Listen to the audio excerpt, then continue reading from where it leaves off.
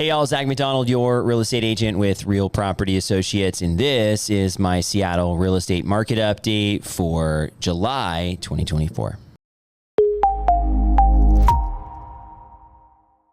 What's up, Seattle? Happy summer, happy 4th. It is getting beautiful here. And this is, interestingly, one of the times of the year where Christina and I every year go, we would never, ever leave Seattle. It's so beautiful here. Is there anywhere else in the entire U.S., in the entire world that we'd want to live?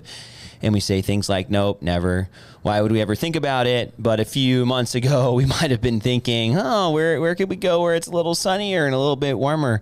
But this is the time of the year where everybody loves being in Seattle, enjoying the outdoors.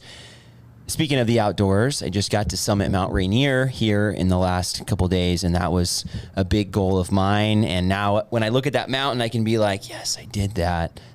But not everybody's goal is to summit Mount Rainier. There are a lot of other things that people enjoy doing here in the Seattle area during the summertime. And that is why things tend to slow down when you'd think maybe they would pick up when the weather gets nicer. Now, client story I want to share is a client of mine named Nick. He bought his first house kind of on the border of Mill Creek, Snohomish, Everett. I wouldn't say it's no man's land, but kind of on the border there. And the house had multiple offers. There were 5 offers on this house, but only one of them, his, was just a little bit over the asking price. So he ended up getting it just over asking price. The thing that I think is important to reiterate here is that although he did get it for right around the asking price, he did have to remove contingencies or be really competitive with his offer. So the contingencies are protections for him in the contract, and he had financing contingency that he removed. Risky, right? Inspection contingency removed. Risky. We did have a pre-inspection report that we were able to look at. It wasn't our inspector, his inspector, but he was confident in the inspection report that was provided. It's just a crazy world where even when you have a house that you're getting it at asking price, there's still 5 offers, right?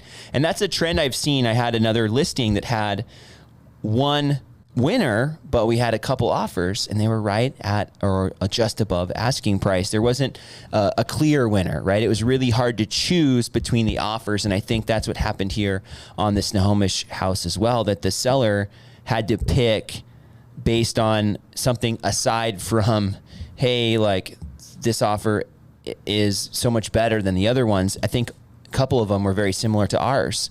We were the first one in, and we got a chance to, maybe put a little bit more money down on the table to get it across the finish line. So I think it's important to know that as a buyer, even though it seems that things are selling for asking price or maybe even a little less, it's still not a market where you just make an offer and it gets accepted. It's still competitive. And some of the stuff you can't see behind the scenes are things like removed contingencies in the contract. Now, what's going on with mortgage rates? We've been talking about mortgage rates way more on these updates than we used to. And I think the biggest reason is because they are affecting the prices and the competition quite a bit, especially in the Seattle and other higher marketplaces. We're seeing interest rates still hovering around 7%. According to Mortgage News Daily's survey, we've been seeing stuff going lower into the maybe 6.5 range, 7.5 range.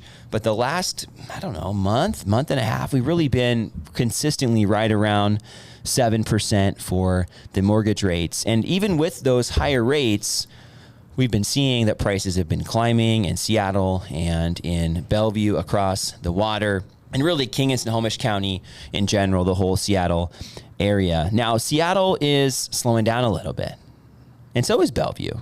We've seen the median sales price drop down a little tiny bit month over month, and we also saw that the median sales price of $933,500 is only 2.3% above last year. So although King County had a larger jump above the median sales price overall, Seattle was a little bit below the median for the county. Bellevue at 9.3% above the previous year, 1.912 million, is above King County's median sales price. So Bellevue jumped a little bit more than the average, and Seattle was a little bit below the average. In both cases, though, things are getting better and looking better than they did last year and even in 2022. So things are picking up.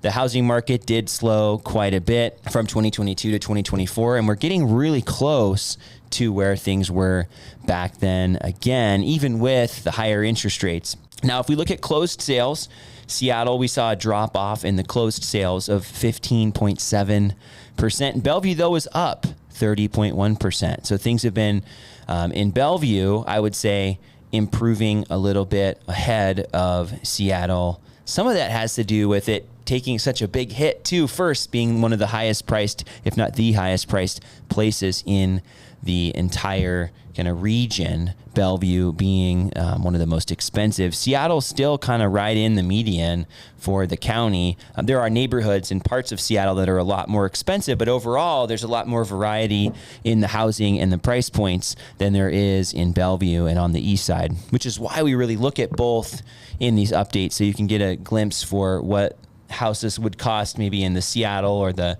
west side, and then over on the east side in Bellevue and some of the other surrounding areas as well.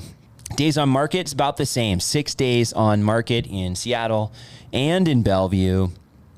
And that is extremely quick, right? That's less than a week on the market, or usually the typical offer review cycle.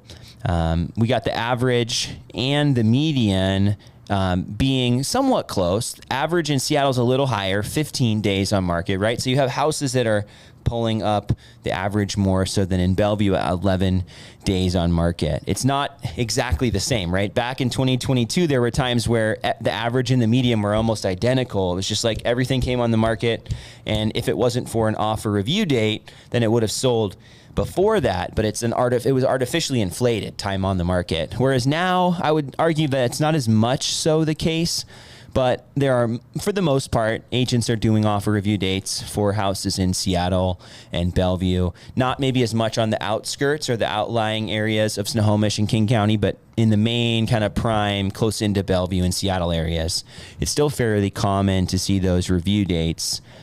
Now, let's look at asking price versus the sales price, right? List price to sales price ratio. This is one of those questions that people have frequently. Hey, I see that houses are being listed at X price. Are those the houses I should be looking at, or should I be looking at something different? Should I be looking at houses that are maybe priced below what I want to spend, or should I be looking at houses above, right? Depending on the situation. And right now in Seattle, 2.3% above asking price is the average. And in Bellevue, 3.7% above asking price is the average. Now, some houses we were just talking about sit on the market, and those houses would be ones that maybe you could consider offering a little bit less than asking price. It usually takes a few weeks before a seller is willing to start negotiating on the price in a hotter market. And we are in a relatively hot housing market. It is not as hot as it was, but I think it's important for buyers and sellers to know that it is still a hot housing market here in the Seattle area. But 2.3% above asking price is not substantial, right? But some of those are selling for quite a bit more still, and others are selling for below, and that's where we get the average. So I would consider, if I was a buyer, looking at houses that were, right around what I was hoping to spend or a little bit less, given this scenario, if you want to be the most competitive, or targeting houses that have been sitting on the market for a few weeks that are pretty close to where you want to be. That would be my thoughts there. Now, let's look at what's coming on the market. We saw more new listings than last year, 17.7% more new listings in Seattle, a little less in Bellevue, 4.6% fewer, and both are down from last month. So we saw a substantial pickup in the new listing activity last month in Seattle, a little bit more in Bellevue, but that both have dropped off in the previous or the past month. And we saw that in King County as well, across the board, that there were fewer houses coming on the market, and that trend did not dodge Seattle and or Bellevue here. Now, pending sales. This is the amount of houses that are coming off the market or getting closer to being sold. And we saw a pickup in Seattle and Bellevue, both of just around 11% more pending sales than the previous year. So even though we're seeing more houses coming on the market, we're also seeing more houses coming off the market. In both cases, we saw more pending sales than we did last year at the same time. And that brings us to kind of our final number every single month, and that is the amount of houses available. And that has a huge effect on how competitive things are. The more houses available, the less competition for the houses that are available, right? And here in Seattle, we saw a 38.2% jump year over year in houses for sale. So as you could imagine, or at least you would think that it would be a lot easier to buy a house right now than it would have been last year. Bellevue only 1.6% up. Unfortunately, that's not the case because we also have a lot more buyers, right? We were just talking about how we've seen an uptick in pending sales as well as the uptick in listings. But either way, we're still seeing that inventory building, right? There are more houses coming on the market right now than buyers, which increases the amount of supply. So Seattle had 2.4 months of supply. Again, this is across the whole city. So certain pockets have more or less supply. Bellevue, 1.6 months of supply. And what that means here is that it is becoming more balanced. It is not balanced by any means. We were just talking about that, how it is more of a seller's market still than a buyer's market. But as a home buyer, there are more opportunities to buy a house without some of the competition now than there was a few months ago as inventory has been building. So where are we headed, right, for the rest of the summer? I would argue that things are going to remain relatively stagnant for the summer. Unless interest rates start dropping, I don't anticipate for there to be a big pickup in activity. I would almost think that we might see fewer listings this summer than we've been seeing coming on recently. We saw kind of a big push in the spring, and I think some of that was hopeful that we're going to see interest rates coming down and maybe being able to, some of those people maybe being able to refinance a little sooner. It's interesting to play the story out and say, oh, well, now we're punting the interest rate drops even farther into the future. The stock market's going crazy. We'll see. I'm less hopeful that we're going to see that interest rate drop this year than I was at the beginning of the year. I tend to defer to people that are a lot smarter than me about those things. And the thought was that we'd see multiple interest rate drops, and now maybe none. So election year's coming up as well. We've got the election in November, and that will also potentially affect people's psychology at least a little bit. But historically, election years really don't affect the housing market as much as maybe people think from an anecdotal standpoint. So again, we'll see what happens here as we get closer to the fall. But as far as buying or selling here in Seattle right now or Bellevue, the housing market is still competitive, but it is getting less competitive right now than it was earlier in the spring. If you have questions about buying or selling in the Seattle, Bellevue general area, I'd love to be a resource for you. And if these videos are valuable for you, I'd love to be able to take that and help you apply it to your individual situation. And of course, if you know somebody who could benefit from this content, please consider sharing it with them.